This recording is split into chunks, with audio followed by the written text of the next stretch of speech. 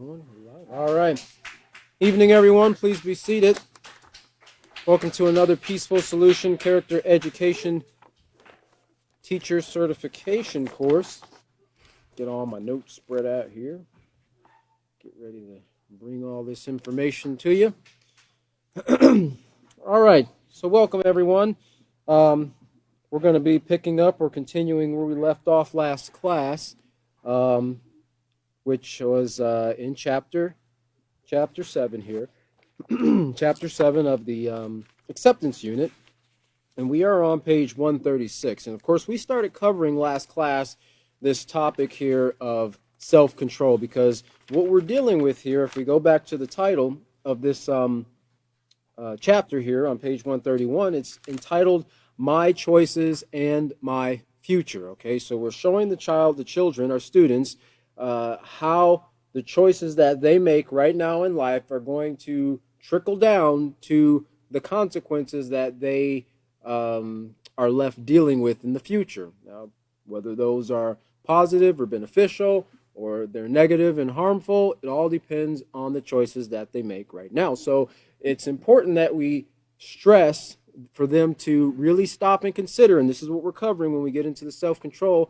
We're talking about the self-control portion of this decision making, that they stop and consider the choices that they're making. Consider the outcome of the choices that they make, so that they're not impulsive, that they're not done without careful consideration. And of course, we're going to be covering a lot of these words as we move through this lesson here tonight. But I'd like to go back to lesson plan 7, page D here, and we're going to look at, reread a portion of procedure 4, because we read this. Well, we'll just read it again in case you're joining us for the first time. And if you're following along, just to refresh in our memories so we can understand the purpose or procedure that we need to make sure we're continuing in covering this evening. And number 4, procedure 4 says, explain that the need to fit in could result in feeling pressure to do things that they wouldn't usually do. However, exercising self-control in their interactions and choices is the first step in dealing with the influence of negative peer pressure. And of course, we're covering this topic of self-control this evening. Have students read and discuss the section entitled Self-Control on page 136, pages 136 through 138 in their handbooks, and emphasize that careful consideration is needed to avoid poor choices. Okay, so let's go back to page 136, and we're going to pick up where we left off last class. And just as a little pop quiz, does anybody remember what the little acronym that I kind of gave for you to help you remember if you had to choose between negative influences and doing what is morally correct? Remember what it was? To help you kind of remember? Stay. That's right. Someone said it back there. Okay, stay. Stop, think, and ask. Okay, just stop. When you think about staying, you think about stopping. So, like when your parent tells a child to stay right where you are. Stay still. Don't move. Right? You kind of do this mentally. Not that you have to physically stop, but you mentally stop, and you start to take an accounting of all the information that you might be being bombarded with at that time, because something's pulling at the student to make a decision. Oh, whether it's friends, come on, we got to do this. We got hurry up. We need an answer right now. Or come on, they're going to leave without us. Or whether it's something that they're wanting to do. Sneak out of the house and do something. They got to do it before somebody gets home, or if somebody wakes up, or they have to stop and think. Okay, and it's very, very important that we really emphasize that there is no decision that they have to make impulsively, especially when they take into consideration that decision could bring them harm that they need to make immediately at that time. Outside of immediately making the decision to not do something, but they don't have to, they should always be thinking about the outcome, right? If anything is ever considered or ever brought up in their consideration that this could bring me harm, then that should really throw up a red flag in their mind, right? Because positive choices will never bring you harm, okay? Positive choices will never cause embarrassment or shame, okay? Positive choices won't take away from their building or the building of their positive character. All right, so this is where we're going to pick up where we left off last class on page 136. And if you look just above those bold words there, stop, think, and ask, at the beginning of that sentence, it says, if you are ever faced with having to choose between a negative influence and doing what is morally correct, stop, think, and ask yourself the following questions. And the first thing we have here is, what negative consequences could result from my action? And if you notice there, it's using a combination of two words there, negative consequences. Now, in the peaceful solution, we use rewards and consequences. Now that doesn't inherently make the word consequences bad, right? It just makes it easier to distinguish between something positive and, in this case, and how we're using it, something negative. If you look back to your glossary on page 163 here, in between the bookworm and the book scholar, I get, or the worm scholar, I'm not sure what that guy is here. You look at the word consequence on page 163, it says something that logically or naturally follows an action or consideration. Anything, right? You run a red light, you get a ticket, or you get hit by a car who has the green light, right? You pick up some money that you found on the ground and you hand it back to the owner. You're shown the consequences. You're an honest person. You might be thanked or rewarded or whatever. Okay, a consequence is not inherently something negative. Like I said, we're just using it to show or to differentiate between the rewards and the consequences, because otherwise we'd be saying the consequences and the consequences. So and it can get pretty confusing. But in number one here, we see what negative consequences, okay, what negative outcomes, what results, negative type of results could result from my actions if I go this route. If I feel that choosing a friend or a negative influence or following along with them, what will be the negative consequences, or what negative consequences could result from my actions, right? It could be anything. It depends on what the situation is. And we can, this is the opportunity that you can kind of pick the brains of your students and have them give you some examples of situations in which they could make a choice that could potentially bring about a negative consequence, right? Maybe trying a drug for the first time, or even alcohol, right? Getting in a vehicle with somebody who has been drinking and driving, or who is just intoxicated. They don't even have to be drunk. They can be intoxicated with any other numerous amounts of substances. In the United States, we have DWIs, driving while intoxicated, and driving under the influence. Okay, and that can fall into several different categories. It could be alcohol, or it could be any other type of substance. It could be a controlled substance, or it could be an illegal substance. Okay, but the fact is, you're operating in a motor vehicle with an altered frame of mind, without the ability to make decisions to follow the rules that govern your safe operation of that vehicle. So what do the police do? What do law enforcement do? They pull you and everybody else out of harm's way by getting you off the road. And sometimes people have to go sit in the detox box, for a little bit until they, get bailed out and wear off their drunkenness or their intoxication. But needless to say, it becomes a very dangerous situation when someone's operating a heavy vehicle, something that's several thousand pounds, at 50, 60, even 30 miles an hour, and they don't have the sense of reasoning to stop the vehicle, to turn, to realize they're going into an intersection or whatever the case might be. Even motorcycles, they can be very dangerous when people are operating those in an unsafe manner. There's plenty of videos and news articles that show what occurs when people think that they can go and use these devices that are meant as tools, right? Vehicles are meant as tools to get you from point A to point B, but people take those things and they use them improperly, and they bring a lot of suffering to themselves and others. It's constantly in the news. So after that, you want to look at number two there and ask yourself, do I feel pressured to make a choice that I am not comfortable with, right? For the most part, you're not going to be pressured, like I mentioned last class. You won't feel uncomfortable with making a choice that's beneficial for you, right? Something that's not going to bring you harm, but actually bring you benefit. Okay, something that's going to get you to make the right choice. Like, I don't think a person would ever feel uncomfortable if their peers or their friends came to them and encouraged them to study for the upcoming midterm. Yeah, I don't think I really feel comfortable studying right now.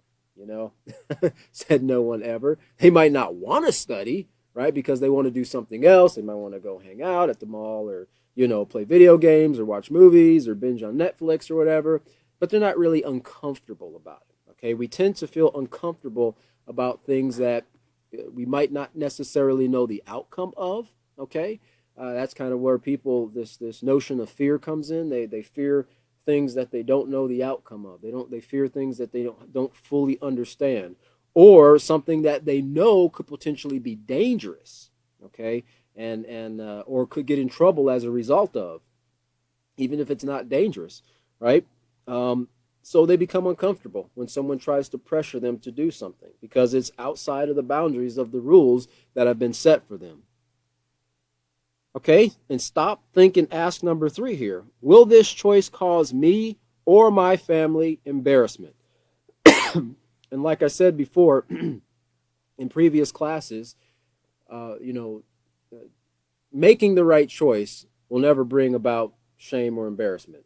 Okay, you might be the only person standing, right? You might be the only person who's trying to encourage people to not, steal or to not be disrespectful or to not, break the dress code or the speed limit or something like that. But embarrassment is never suffered as a result of that.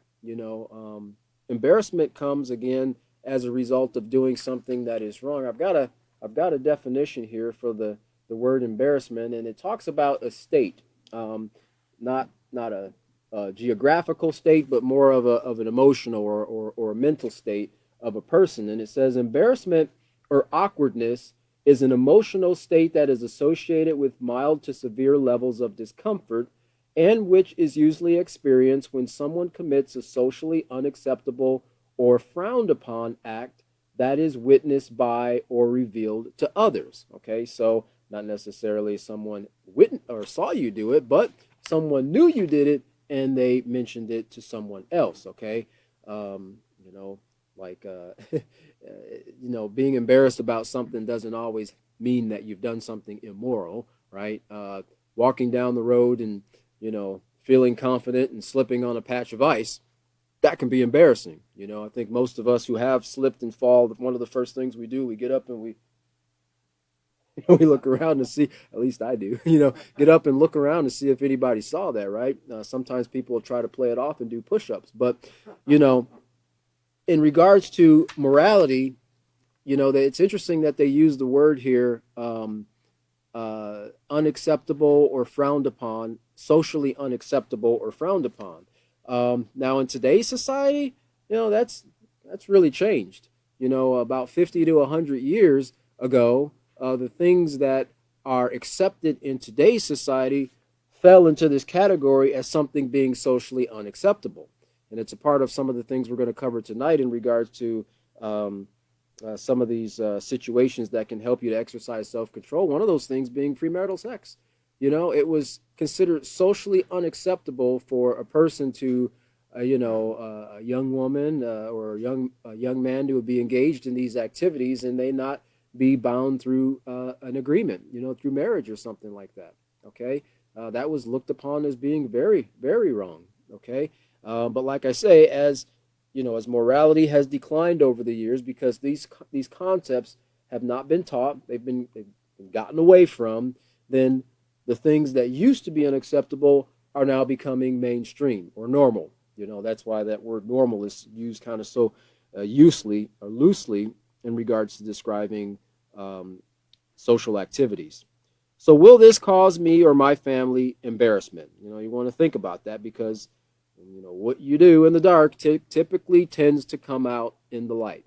Okay, it can't always be hidden for very long, especially in today's day and age with social media. Everybody wants to post everything on social media. Wow, I just burped and it smelled like garlic. And they want to post it on social media. Somebody just got a new vehicle, or what was real big for a long period of time, people going to have a meal with their spouse or their family. They want to take a picture of the plate and send it out to social media. I mean, who cares what you're eating right now, but obviously they feel everybody else wants to know what they're eating. Okay. So it's not hard to see what a lot of people are doing nowadays, because they're so eager to make everyone else aware of their activities. And sometimes these things do cause embarrassment to family. I remember hearing a report about people, they did a survey of people who know people who are what they call social media influencers. And if you remember that from previous teachers bringing that out, in other words, they have a lot of followers on social media. And they said it gets, sometimes it's embarrassing because all the time they're walking around with their camera, always wanting to film things or do this. And they said it's also frustrating because there's nothing that we can do without them wanting to post it. Everyone stand and stand in these poses and everything. They can't just randomly just take a picture as friends, at some type of, national monument or something like that. No, they got to be standing this way and standing that way. And they said it's very difficult in interacting with somebody who's like that. And so, there's kind of the downsides to all these, letting the world know all your business, especially in how it affects your friends and family.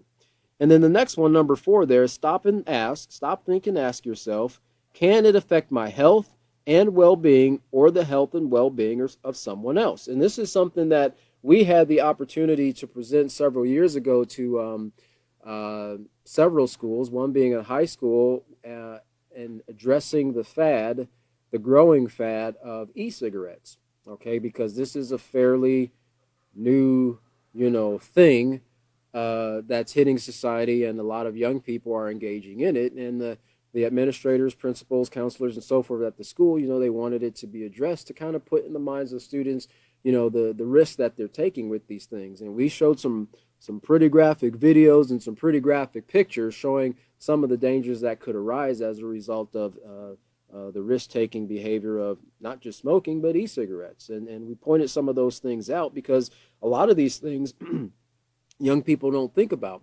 They just see people doing it.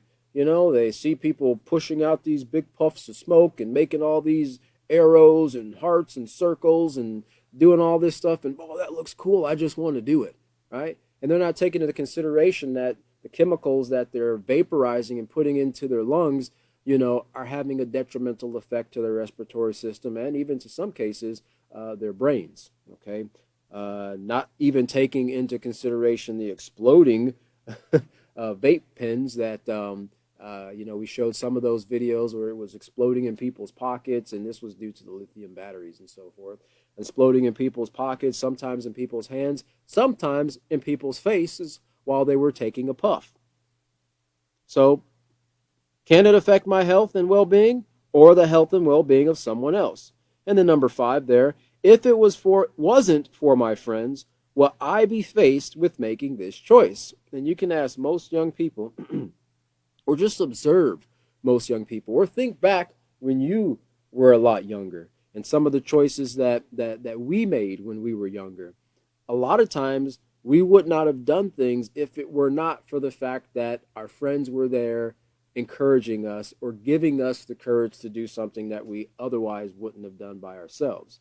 Even I remember people, encouraging you to go and talk to that girl, man. Go and talk to her. She's looking at you. She's looking at you or something like that. And that they would push you to go do certain things. Oh, come on, go ahead and take a drink, or hey, come on, let's skydive off this cliff. Come on, We didn't have much cliffs in Ohio, but I mean, whatever it might have been, swinging on a vine. I remember swinging on vines in Ohio. We had some, big vining trees with vines that were like about that big, and they would hang down. And you didn't know if that thing was attached firmly to the tree or secure, but it sure did look fun swinging on those things. But being by yourself, I wouldn't have done those things. I wouldn't have done a lot of those things if it wasn't for the influence and the me wanting to be accepted by my peers. And so a lot of times, and we mentioned this before about even driving, the rate of dangerous driving practices increases by something like 30 to 35% the more young people that you have in a car that is under the age of 25. Okay. And then look at number 6 here. If I stand strong and pursue the lessons I have learned from the Peaceful Solution Character Education Program, will I gain other friends more suitable than those who try to pressure me to do things that are wrong? Okay. And of course, the answer would be yes. If you stand strong for positive morals, yes, you will eventually gain friends who would not try to pressure you into doing things that are wrong. People who are suitable for you in that, remember what a friend is. They motivate, they encourage you to build and maintain a positive character. They respect your decisions. There's a mutual respect between two people when they're truly friends. They're not going to try to pressure or force you to do something that's wrong or something you're not comfortable with. Okay? So kind of keep those things highlighted there. And you can remind your students to go back to that and read that and to kind of keep it in their mind, going over those things over and over, to take into consideration when they have to choose between negative influences or doing what is morally correct. All right, so let's look down to the next paragraph here below those points.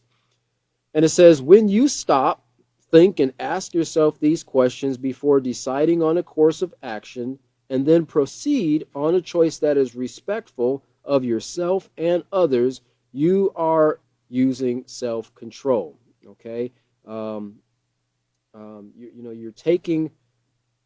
you're taking consideration. You're having consideration and care for yourself. When you practice self-control, you're actually showing, like we said here, respect for yourself. You're showing respect for others by practicing self-control, because you're stopping and thinking about. Remember, the students are stopping and thinking about the potential consequences of the choices that they're going to make, right? And at times that might mean, like I said before, not making a decision right then and there. They might have to gather more information, get more facts, make sure those facts are correct before they make that decision. So even though it might be kind of against the grain, and like I said, living in our fast-paced society, everything is, now, they're going to start to develop the characteristic of being considerate, being conscientious of the choices that they make. And they'll go through that process, and eventually they might get faster and faster at it, but they'll go through that process of not being impulsive, which we're going to look at here. Because remember, the goal here is to avoid poor choices. Remember, we read that in the procedure, and encourage them to take these things in consideration so that they don't make poor choices. Well, look at the next sentence there. It says, keep in mind that self-control is the ability to carefully consider a situation before making a decision. To carefully consider a situation before they make that decision. Not to do something and go, I should have considered that, right? But to stop and think about it before they actually do it. Using self-control means not acting impulsively. In other words, don't make choices based only on emotions. And as we brought out time after time after time, again, a lot of young people mentally, they're still in a developmental stage where there's a lot of, as scientists call it, a lot of plasticity. A lot of their brains are still being molded and shaped by the influences that are bombarding them on a daily basis, right? And emotions play a huge part in that, especially when they get into these teenage years here, right? That's kind of right around the preteen and teenage years, right around 11 through 15, 15, 16 years old and so forth. This dealing with 11 to 13, but all throughout that time period, the hormones, they affect the emotions, and that affects decision-making process. And that does not mean that they can't make decisions, of course. And what we're teaching them, they have to be taught how to kind of look through all the cloudiness of all these influences that are coming at them and bombarding them daily, and go back to the principles that they've learned in their decision making process. Not always going to be an easy thing to do, because the pull of excitement and fun and so forth is constantly pulling at young people. Okay, everything is made to look fun and exciting, right? But not everything shows the consequences of engaging in everything that looks fun and exciting, right? That's our job as teachers. Now, remember this word impulsively, it means making a decision without considering the consequences. Okay, making a decision, not making a decision without thinking, because you're always thinking, but making a decision without considering the consequences or the outcome of your choice. Now, of course, I wrote a note here in my book here. This is the opposite of being impulsive. That is when you use self-control, right? Using self-control and not acting impulsively. In other words, don't make choices based on emotion. So when you show this respect for yourself, when you carefully consider, this is the opposite of being impulsive. Being an impulsive, irresponsible, dangerous person. Okay, think about all those negative characteristics that fall on you when you do make impulsive choices, right? You become irresponsible, right? You're not even having respect or showing respect for yourself, not alone someone else, right? You're being dangerous. People who make impulsive decisions in a lot of cases do very dangerous things, like we mentioned about the driving while intoxicated, drinking and driving and so forth, or just driving dangerously. You don't even have to be intoxicated, just driving recklessly on the roads. Even driving, even not necessarily on the roads. I was thinking about, some of these situations where people, they want to go and have fun on their four-wheelers, and it was mentioned before in some time ago in one of the previous classes, and going and trespassing on people's land on their four-wheelers and end up getting hurt, right? Because they're in a place they're not supposed to be, and sometimes other people don't practice the peaceful solution, and they want to stop people from riding on their four-wheelers, so they set up little booby traps, right, to catch the four-wheelers, and sometimes that ends up in harm or even death to the riders. But a person becomes dangerous, impulsive, and irresponsible, not a person of integrity. You are, in effect, a rash person. And this word rash here, this is just a note that I put there for myself, because a lot of these are synonymous or synonyms. You'll hear these things that they kind of have the same meanings, but they're different words. The word rash, I'm sure you've heard that. Don't make a rash decision. You'll regret it later. I heard a statement, a quote that says, the offspring of impulsive choices is regret. The offspring of impulsive choices is regret. Okay, you regret doing something that you should have stopped and thought about beforehand, but now you can't go back and change it. Right? A lot of people, millions of people throughout the year, just in the United States alone, because of their choices, they end up pregnant and have babies, right? And they regret not necessarily the baby, but the choice that they made. They can't go back and undo that baby, right? Or in some cases, they can't go back and undo that abortion, okay? And they live with that regret, of the choice that they made for the rest of their life. Notice here this last sentence. Oh, I didn't give you the definition of rash. Sorry about that. Displaying or proceeding from a lack of careful consideration. Just the same thing we've just covered here when you don't practice self-control. Displaying or proceeding from a lack of careful consideration of the possible consequences of an action. Same thing as impulsive there. All right, so let's continue on here. This last sentence on page 136. As human beings, we have the great and awesome ability to think, reason, and consider. To think, reason things out. Kind of when you think about reasoning, think about weighing your choices out. You've got one choice on one hand, one choice on the other. Is this positive? Is it negative? How is it going to affect me? And these last 6 points that we just covered, you can go through that and many other things that we've covered in the previous classes. And then consider, this is why we are the most intelligent beings on earth. We should be the most intelligent beings on here. And really we are. It's just that we've gotten away from the moral principles that were so much upheld by many cultures for many generations, okay? So let's look over to page 137 because we're still covering these things. Remember, it was 136 through 137 and dealing with self-control here. So on 137, it says, here are some situations in which you can exercise your self-control to help you make moral choices. Remember, a moral choice is one that upholds the rules.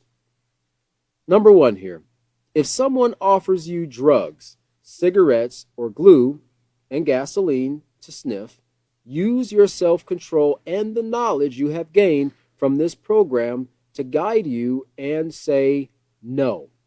You don't have to go into a long explanation, just say no and mean it. And we had a big campaign in the United States. Boy, I think that was in the 80s, if I'm not mistaken. Might have been a little bit in the 90s too, but I remember when I believe I was in elementary school, and it was Nancy Reagan. Was it Nancy Reagan that brought that out, the Just Say No campaign? That was definitely in the 80s because she was in the president's wife back in the 90s. But it was a campaign to get people to just say no to drugs. Okay, and on the surface it was great, and they had a lot of commercials. The egg in the frying pan, showing the egg in the shell and then cracking it open and jumping in the frying pan and saying, this is your brain on drugs. Any questions? Okay, how is a young person, 11 to 13-year-old, who just woke up in the morning and looking at the commercial, how are they supposed to process that? For them, most of them, they're probably like, I want some eggs now, right? But you've got to give them everything else that goes with it, okay? Not only the short-term consequences, but the long-term consequences. Not only the consequences, but what they can do to strengthen their minds to avoid even getting in these situations to begin with. And that's the beauty of the peaceful solution. It shows you both sides of the coin while not glamorizing the negative things, but accentuating the positive. Work on eliminating the negative. We let you know that, yes, this is out there. These are negative things, but that's not the focus. The focus is on building your character. The focus is on, developing positive attributes. The focus is on respecting yourself, others, and the environment. Okay, because there's plenty of negativity in society. We don't need to add to it by focusing on it. But you see here it says, you don't have to give a long explanation, just say no and mean it. Think about the damage it can do to you physically, mentally, and emotionally. Life is filled with challenges that you will only be able to handle if you can think clearly and are in the best of health. So don't do anything to yourself that is going to lessen your opportunity to reach your full potential.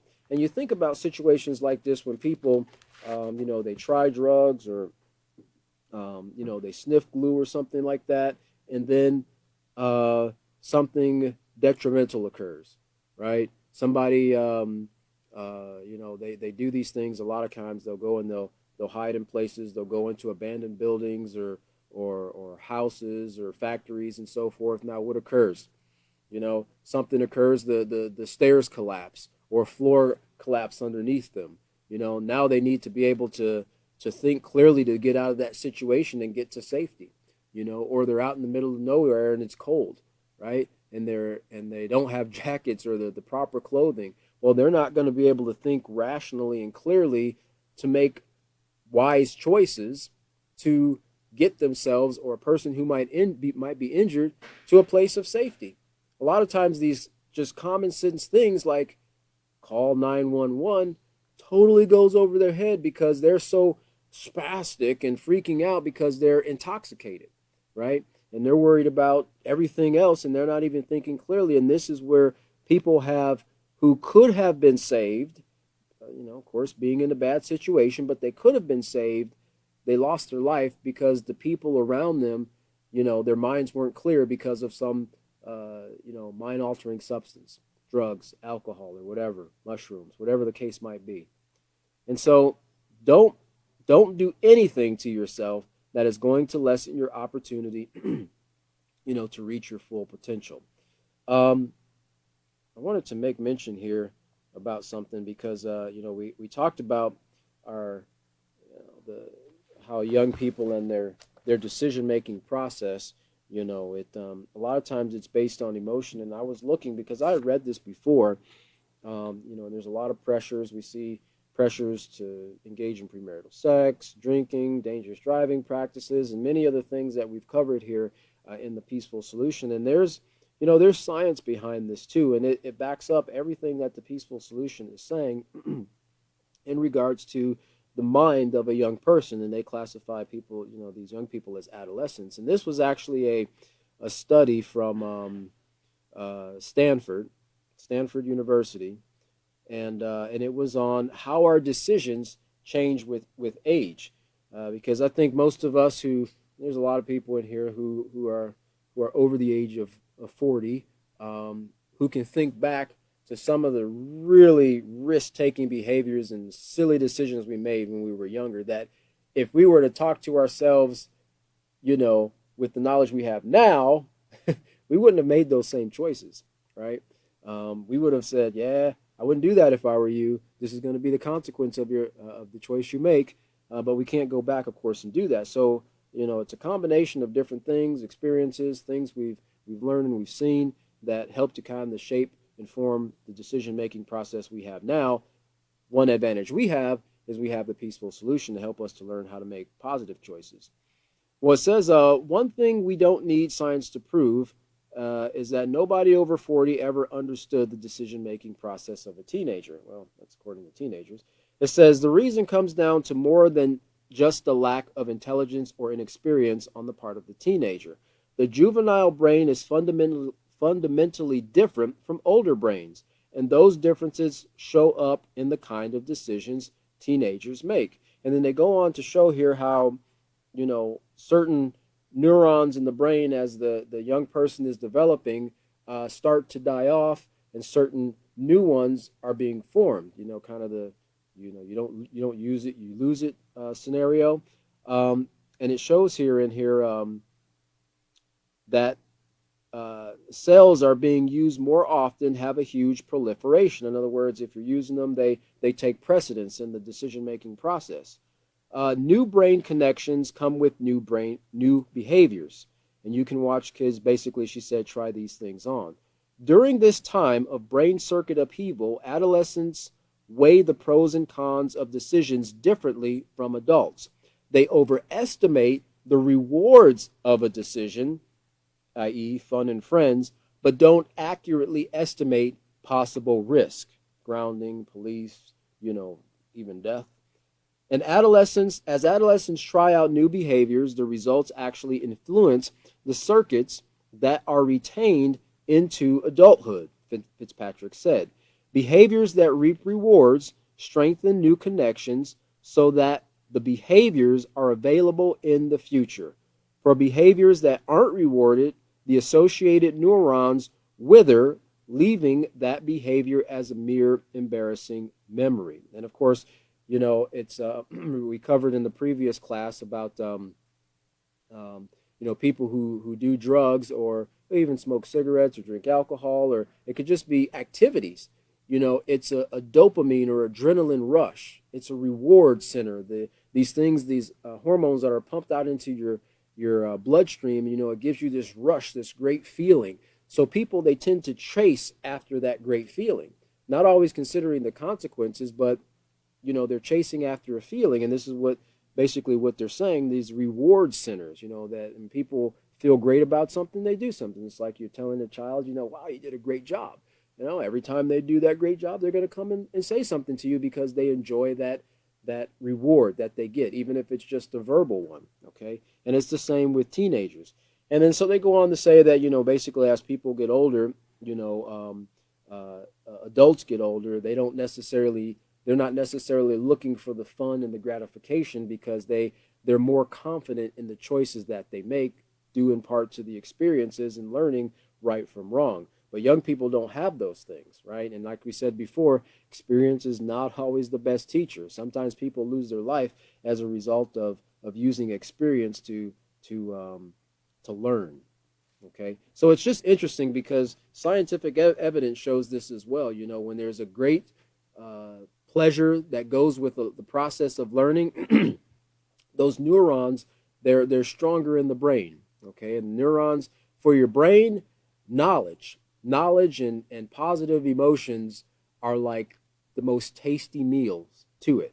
You know, your neurons absolutely love knowledge, and this is why children, it's like they're constantly craving for more knowledge. You know, they're into things, they're asking questions, you know, especially toddlers, you know, in that age between 2 and 5 and so forth. You know, why is this, why is that, this is this, you know, how does this, where does this come from, you know, because their brains, their brain cells, I think it's right until about I think about 8 years old or something like that, where they reach this peak, right? And this is why people who know this, neuroscientists and so forth, you know, they'll take children if they want a particular trait in them, and they'll basically cram a practice of that particular skill or trait, whether it's you know, playing an instrument, whether it's being extremely proficient in math, whether it's reading or learning a language or multiple languages. It's through those formative years that the child picks these things up the most. Why? Because they have the greatest capacity, because they have so many available neurons to suck in all this information. It's like buckets, right? If you ever went out in the rain and you wanted to collect rainwater, well, if you got 1 5 bucket of a 1 5 gallon bucket, you're only going to get 5 gallons of rainwater. But if you've got thousands of 5 gallon buckets, you're going to get thousands and thousands of gallons of water. Well, it's the same way with young people and their brain cells. They've got so many of them that they're sucking in all this information. Now imagine that, and locking down those brain cells, in other words, constantly using them, you know, coupled with positive character traits, the lessons that we're learning from the peaceful solution, and being able to easily and quickly go back and draw off of that information because it's staying right in front of you, how much of a powerhouse that person will be, and the ability to make strong, positive, rational decisions that will benefit themselves and society. They would be, you know, an excellent leader in a community, you know, or to a family or to a company, okay? Because they would never seek to do harm to anybody else. Okay, so let's look at number 2 here. It says, if someone tries to encourage you to engage in any premarital sexual behavior, use your self-control and say no. In fact, set your mind in advance to avoid certain situations where you're alone with someone of the opposite sex until you're ready for marriage and a family. And this doesn't mean, you know, well, you know, I think I'm ready for marriage and a family. Let me go ahead and be alone with you. Okay? Well, now, I guess I'm not really ready for marriage and a family with you. You know, better luck next time. No, this is a process. It's just as much as this process as we covered in chapter 4 on the getting to know, the friend stage. You know, developing friends and finding friends, how to choose friends, the observation stage, and so forth. But notice here, don't even be in a situation where you're alone with someone of the opposite sex. And a lot of harmful situations arise when this scenario right here takes place, especially at these so-called parties and gatherings and get-togethers and so forth. When young men and young women come together and they're having a great old time, right? And there's alcohol and music, remember, food, all these things are influences, right? And hormones and things like that raging. And hey, let's go outside and talk for a little bit, right? And next thing you know, someone's raped, okay? And it's not pointing a finger, but, you know, our goal is to help the students through prevention to learn, hey, don't even be alone in a situation. Take it one step further. Don't even go to a party where you could be alone in a situation, or take a ride with somebody where you could be taken to someplace else, you know, where something like this could occur and you be violated. Okay, we're trying to get them to kind of think preemptively and to have a little bit of forethought because it's not a naturally occurring thing, especially if they haven't been trained in these ways of thinking from their youth or birth. Let's see here. You can also use self control to avoid touching others, and this is very popular. It was brought out in by one of the teachers about how people. I think it was William brought out about that people slapping each other on the rears a particular day of the year. Going and just slapping people on the hind end, right? And they thought it was fun. They thought it was exciting, and the teachers didn't really even do anything about that. I mean, as a parent, I would be extremely frustrated to know that my child was being trespassed upon in that nature, and nothing was even being done to discourage that type of behavior from the students. Okay, because there are certain things that a child should never experience until they actually, engage in marriage with their husband and wife. And in today's society, it's just out there. It's just out there. It's on the television. It's even in the video games. As we were talking about before, I mean, there's points that a person can gain from actually raping someone in a video game. These are teachings that are going, and it's centered around fun. Think of a young man or a young woman who is playing this thing and the gratification that they get from earning points for raping someone. What's going to be their mindset when they're in a situation where they feel that they can have the upper hand or more power over somebody else? In their mind, their subconscious mind, they're still playing that video game. They're trying to gain points. And a lot of times, a lot of people, groups of guys, yeah, they do keep a point system on who they're going out and molesting. Sadly, it takes place, right? Well, this is what's taking place in our society because of a lack of morality being taught within the family, within the schools, within our, entertainment and so forth. This is one of the things that, our goal is to try to reestablish or establish for the first time. So don't touch others. A lack of self-control has caused many people to be put in prison for sexual harassment. Don't even have to rape a person. Don't even have to violate them in that way. Just touching a person, just getting close to a person and using your mouth, verbally assaulting someone. That can be considered sexual harassment. You know, oh, the things I would do to you if I had the opportunity. That's sexual harassment. You know, people, everybody doesn't, everybody doesn't want to hear that. No one wants to be treated in that manner. That is very disrespectful to another person to say those types of things to him. Well, and it doesn't matter if it's a man saying it to a woman or a woman saying it to a man. It's still disrespectful. We have to have mutual respect for our peers. It is against the law and can get you into a lot of trouble. Let's face it, we live in a society where sex seems to be everywhere. Like it's mentioned, everybody's doing it. But of course, everybody is not doing it. On TV, in songs, and in the movies. Most of the time, they fail to mention the diseases that go with with following this sexual pattern. That's what they really should base one of those reality TV shows on. I can't remember even what they're called, but the things that are done on these television shows in the name of ratings, they should come back 6 months later or a year later and show all the diseases that these people are having to live with, or the mental trauma or the mental toll that is taking on them, or the dishonor or the embarrassment or the shame that they're having to suffer in their body or even in their minds as a result of engaging in these other things. That would really paint a picture in a person's mind. Let them see the pus oozing out of the abscess of the individual, or there's even the where you can get certain of these STDs when people touch areas and then they, no one thinks about touching their face, right? And you can actually get infections in your eye where your eye is just oozing juice and pus and things like that. you know yeah, let's have that as a reality show to wake people up and to realize, no, it's not all just fun and games. There are consequences to these choices that are made.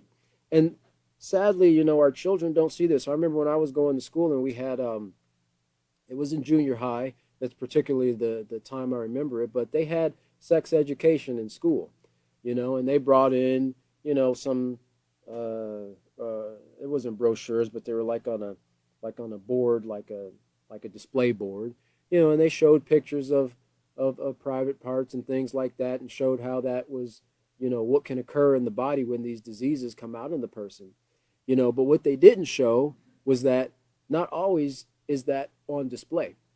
Like was covered by the previous teachers, not every disease is shown on the outside of a person, but it's there and it's transmissible, right?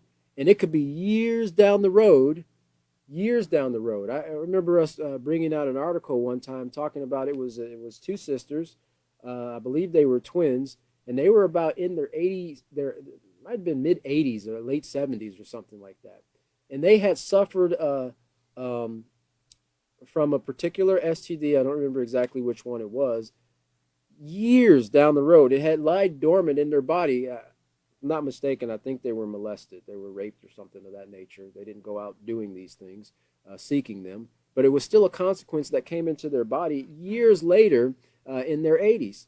And some of these diseases, they actually work their way through the body, through the spinal cord, through the nervous system, up to the brain, and they start causing a lot of mental diseases, where people can't make decisions and so forth. But these are the dangers that aren't being talked about. Now, in the 80s and 90s, we had AIDS, which was a big pandemic or epidemic. It says one president said this risky sexual pattern is only for the uneducated because of the risk of getting AIDS and all the other diseases. And it's a result of the uneducated, right? Because they're not knowing, I remember the author saying, most of the time children don't make decisions because they just want to be rebellious. They just don't consider the consequences of their choices. If they knew the consequences of the decisions that they made, most of them wouldn't make those decisions. And this is why education is important. At your age, there really are other things to talk about and other things to focus on besides sex. Have you ever heard the saying that it is better to be safe than sorry? Well, using self-control, the knowledge you have learned through education, and avoiding sex outside marriage will keep you safe rather than sorry. Why make choices you will regret for the rest of your life? And it's interesting because I actually looked up a couple of statistics, and it's interesting, and I won't go through them all, but basically they were keeping track from the time period of baby boomers up to what they call Gen Zers, which baby boomers, they were in the early 60s, I believe.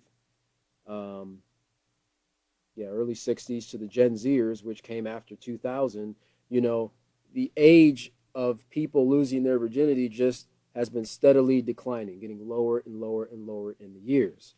And one of the other things on the trends that they had in premarital sex, which was the numbers were pretty disturbing on that. Oh, there we go. And this was actually from the National, let me make sure I get that right, National Institutes of Health, and it shows trends of premarital sex in the United States. Now, this was from 1954 through 2003. And it shows data from the 2002 survey indicated that by the age 20, 77% of respondents had had sex. 75 had had premarital sex, 75% had had premarital sex, and 12% had married. By 44, that is age 44, 95% of respondents had had premarital sex by age 44. Even among those who abstained until at least age 21 or 20, 81% had had premarital sex by age 44. Among the cohorts of women turning 15 between 1964 and 1993, at least 91% of them had had premarital sex by the age of 30. And among those turning 15 between 1954 and 1963, 82% had had it by the age 30. All right. And 88 had done so by the age of 44. So we can see there that the number had increased over time from 82 to 91%.